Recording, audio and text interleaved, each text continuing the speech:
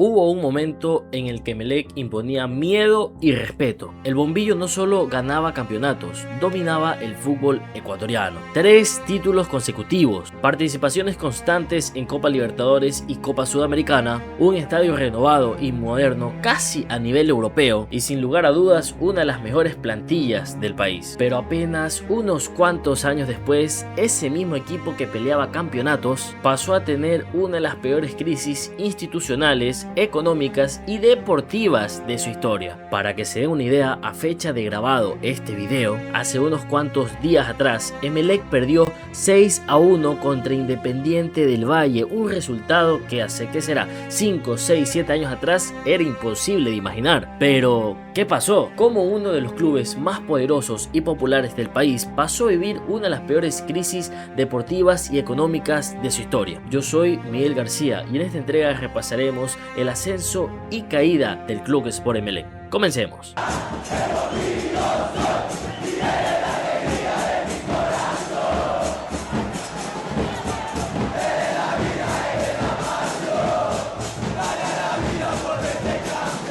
Para entender cómo Emelec pasó a dominar la década pasada del fútbol ecuatoriano, tenemos que primero ir al inicio de todo, la presidencia en el club de Nasik Neme. Pero, ¿quién es Nasik Neme? Nasik Neme es un empresario ecuatoriano vinculado al mundo de la publicidad, que antes de llegar a la presidencia del cuadro eléctrico ya había tenido un paso breve en el club. Formó parte de la directiva como vocal en el año 1987 y como vicepresidente en 1993. Unos años después dejó el Club Sport Emelec, pero más adelante regresaría. En el año 2008, de la mano del presidente de ese entonces, Elías Watted, llegó para dirigir la comisión de fútbol. Pero en el año 2011, Elías Watted renunció a la presidencia del cuadro eléctrico y Nasik Neme tomó el cargo en el tiempo que quedaba todavía de mandato. Completó el periodo restante, pero más adelante, de la mano de los socios, sería elegido como presidente oficial del Club Sport Emelec. Cuando Nasik Neme asume la presidencia en el año 2011,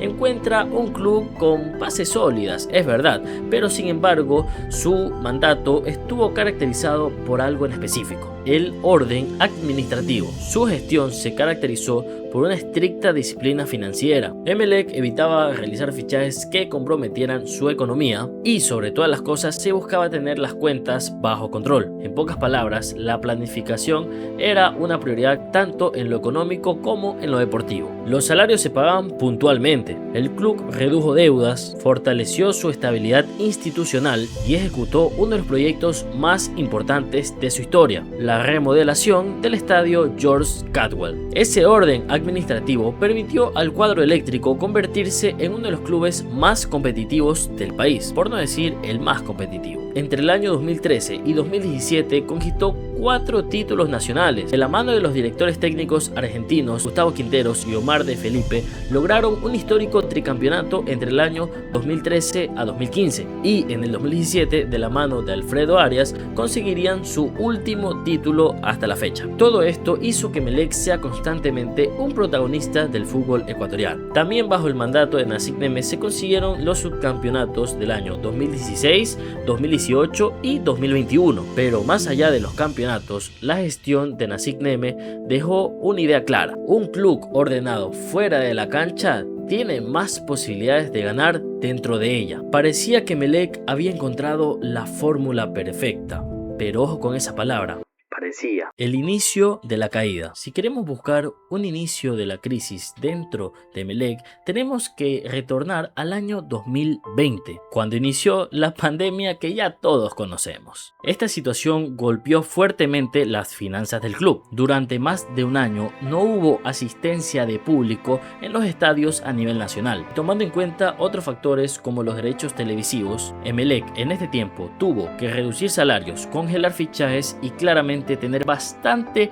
responsabilidad al momento de gastar. Aún así, la institución logró mantenerse estable gracias a la administración de Nasik Neme. Pero después de más de una década de éxitos, en el año 2022 Neme anuncia que no se iba a lanzar a la reelección y por lo tanto ponía punto final a una de las presidencias más importantes en la historia del club. El 1 de noviembre del año 2022, con el 60% de los votos, llegaría el sucesor de Nasik Neme, que sería nada más y nada menos que José Piliegui, queridísimo por la afición azul. Sí, obviamente cerca. Con la llegada de Pilegui a la presidencia, obviamente vinieron cambios, y el primero fue cambiar de entrenador. Quien salía del banquillo azul era el español Ismael Rescalvo, quien fue el último entrenador durante el periodo de Nasik Neme. Recordemos que Rescalvo llegaría al club en 2019 tras su paso por Independiente del Valle. Es verdad que la relación de Ismael Rescalvo con la afición eléctrica nunca fue la mejor, la afición nunca le tuvo cariño. De hecho, el video que voy a poner a continuación lo demuestra claramente. Lo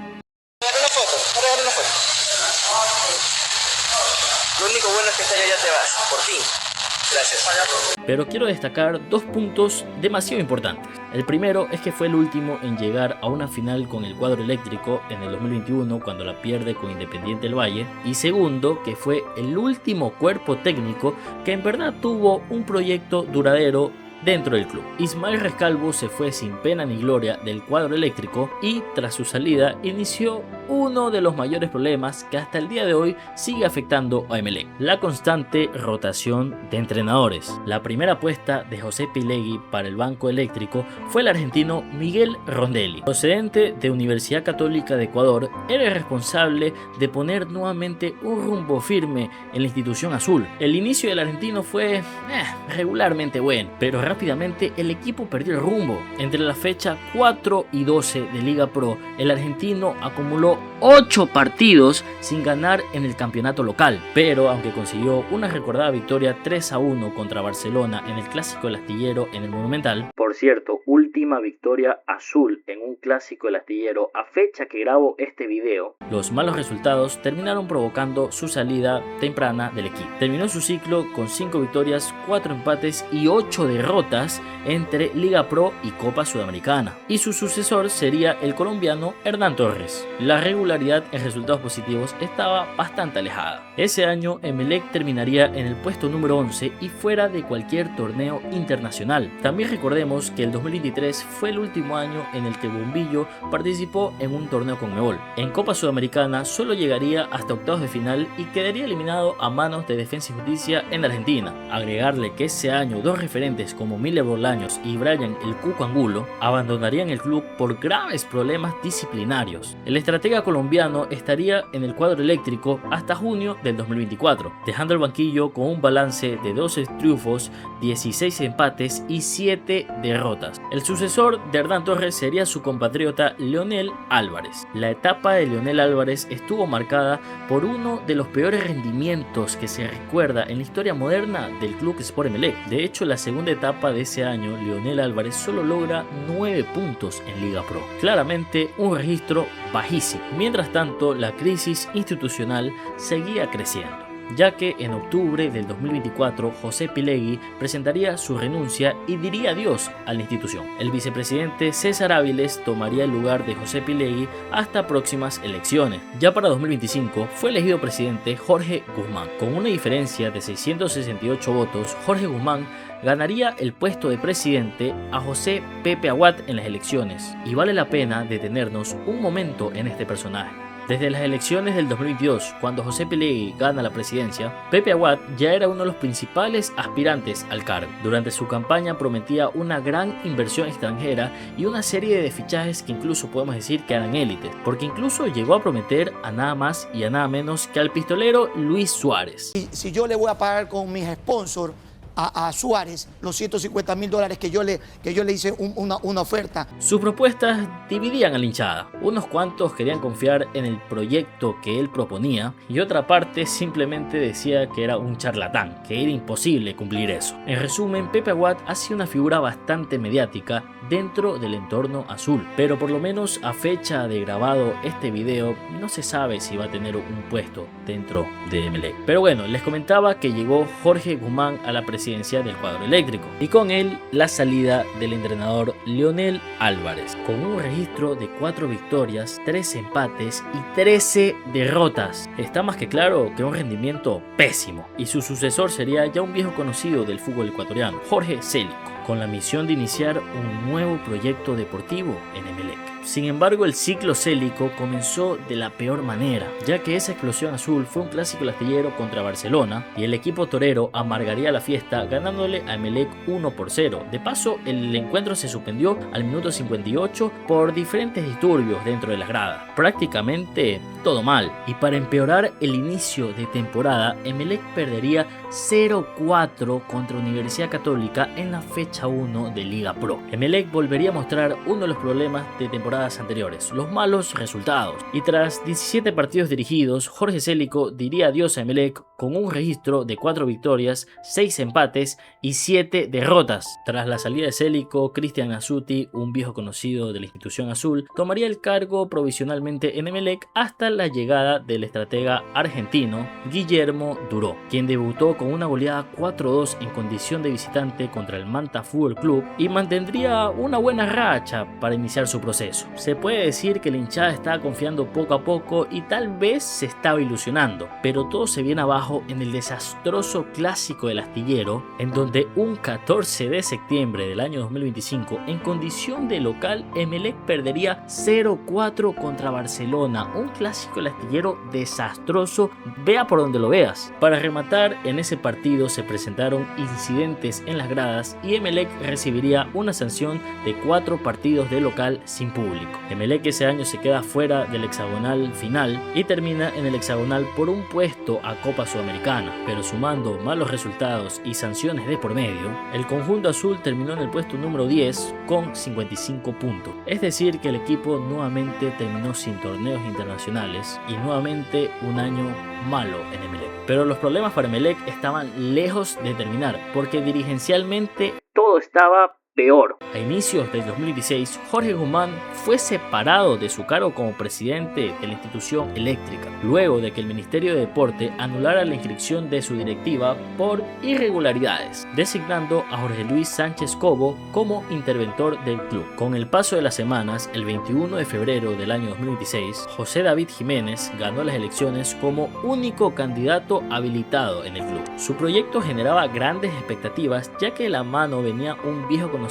de la casa como Cristian Novoa, con el cargo de presidente de la Comisión de Fútbol. También había llegado un referente como Miller Bolaños, aunque hay que recalcar que él había sido presentado bajo la administración de Jorge Guzmán, pero también habían llegado otros jugadores de bastante renombre y la llegada del entrenador uruguayo Vicente Sánchez. Bueno, otra vez Emelec había cambiado de entrenador. Guillermo Duró dejó el club con estadísticas positivas, 12 victorias, 4 empates y 8 derrotas, pero sin embargo durante el año 2026 el proyecto otra vez no tenía la mejor forma. Vicente Sánchez dejó el cargo tras una irregular primera etapa con 4 victorias, 3 empates y 6 derrotas, y el encargado de asumir el equipo fue nuevamente el ya viejo conocido Cristian Nasuti. Agrégale que poco después Cristian Novoa también salió del club por desacuerdos con la directiva, y para rematar, el referente del equipo Miller Bolaños volvía a decir adiós a Emelec tras problemas de indisciplina. El último golpe deportivo que recibió Emelec fue la escandalosa derrota 6-1 contra Independiente del Valle. Bien mencionábamos al inicio de este video que ese resultado era impensable para la institución eléctrica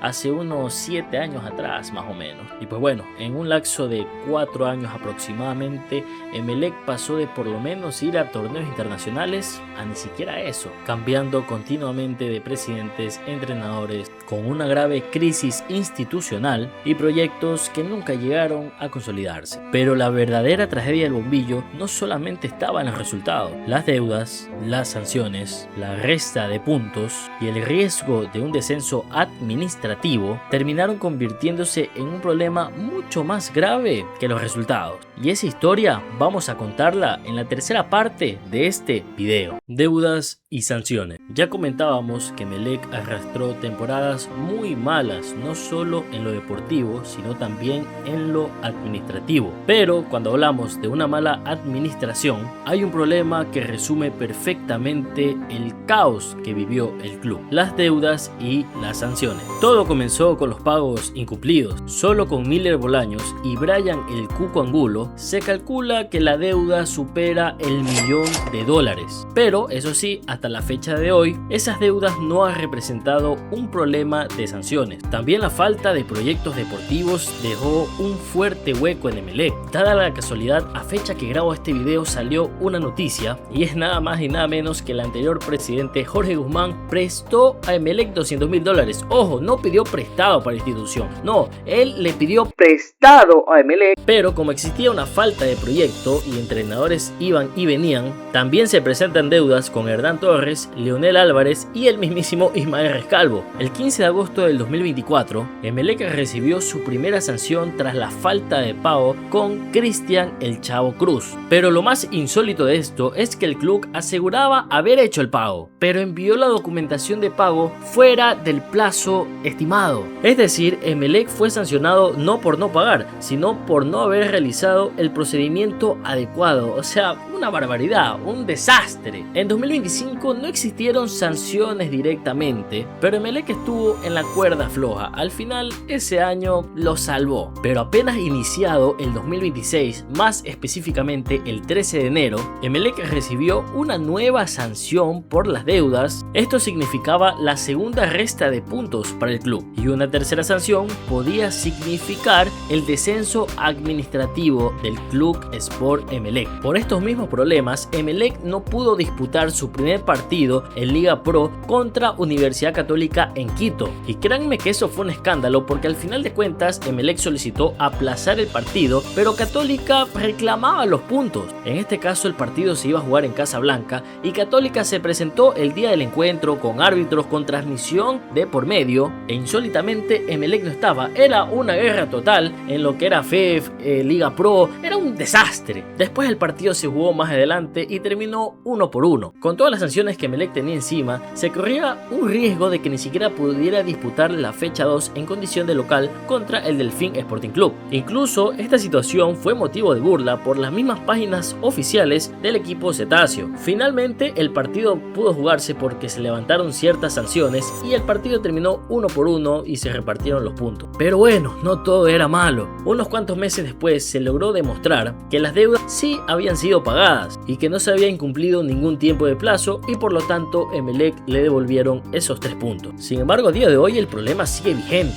El club continúa sin poder inscribir jugadores. A ver, espera, seguramente te estarás preguntando primero que todo, Miguel, ¿qué mierda te pasó en el pelo? Pues bueno, cositas que pasan, no voy a dar mayor explicación. Y segundo, pero Miguel, ya Emelec ya no tiene esas prohibiciones por la FIFA, de hecho ya pudo inscribir nuevos fichajes y querido espectador, te voy a dar totalmente la razón. A Emelec le levantaron las sanciones y inscribió nuevos fichajes, pero entremos en contexto en que este video lo grabé hace 3 semanas atrás y que en ese momento pues Emelec tenía todas esas complicaciones de promedio. Pero bueno, quería aclarar eso para tener un poco más de contexto dentro del video, pero algo que todavía no cambia desde que estoy grabando ahorita mismo esta parte del video es que Emelec, después de perder con Independiente del Valle, todavía sigue sin ganar. Ha empatado, ha perdido, pero no ha ganado. Entonces obviamente Emelec sigue con cierta crisis. Pero bueno, solo quería aclarar esto. Voy a dejar lo que falta de video a pesar de que hable de las prohibiciones, pero igual para tener un poco de contexto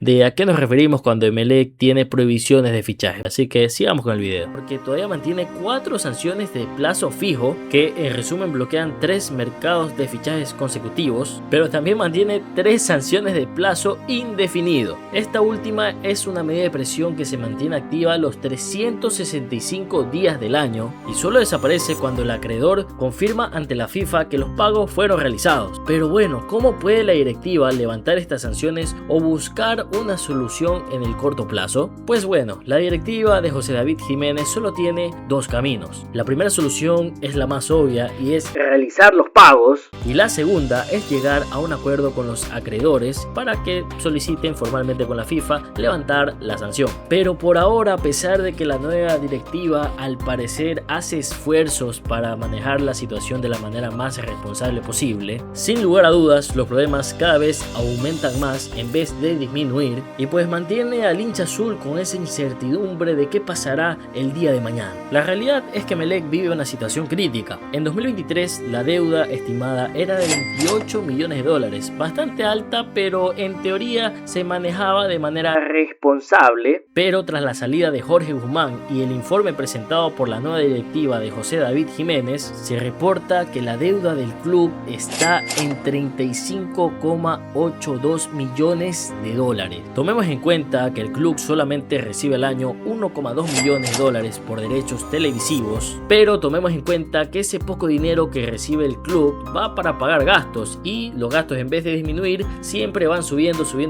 Es un problema de nunca acabar. De hecho, hace poco se informaba la idea que tendría la directiva de convertir al Club Sport Emelec en una SAD, una sociedad anónima deportiva. La situación de Emelec genera incertidumbre y también bastante polémica, pero sobre todo demuestra que ningún equipo es invencible. En el fútbol moderno no basta con tener una gran hinchada, tampoco con ser uno de los equipos más ganadores del país y haber salido campeón hace ya casi 10 años, porque si la planificación desaparece, tarde o temprano llegan las consecuencias. Hoy Emelec atraviesa uno de los momentos más difíciles de su historia, pero seamos sinceros, Emelec ha sido una institución que a lo largo de los años ha sabido levantarse. Quizás este no sea el final del bombillo. Si se empiezan a hacer las cosas bien y buscar soluciones adecuadas para el corto, mediano y largo plazo, podría ser la historia de una reconstrucción que al final del día traiga frutos. Pero dinos tú en los comentarios, ¿qué opinas sobre la situación que vive el cuadro del Club Sport Emelec? ¿Crees que Emelec pueda salir de esta situación